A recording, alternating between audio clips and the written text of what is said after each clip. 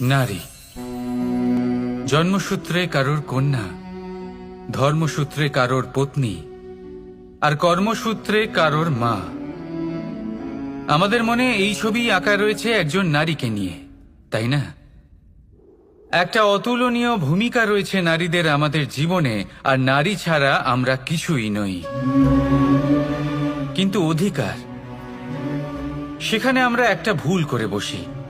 যখন নারী একজন কন্যা থাকে, যখন সে জন্ম নেয়, তখন তার ওপর অধিকার থাকে তার পিতার। আর তারপর যখন বিয়ে হয়ে যায়, তখন তার অস্তিত্বের উপর অধিকার থাকে তার স্বামীর। আর যখন তিনি মা হন, তখন নিজেই তিনি জীবনের সমস্ত অধিকার দিয়ে দেন তার সন্তানকে। কিন্তু আমরা কি কখনো এটা ভেবেছি এই জীবন হলো তার নিজের? যে নারী সবার কল্যাণ করছেন, তার জীবনের অধিকারও তার কাছেই থাকা উচিত, তাই না? তার নিজের জীবনের সিদ্ধান্ত সে নিজেই নিতে পারেন, নিজেই নিজের ভাগ্যের রচয়িতা হতে পারেন।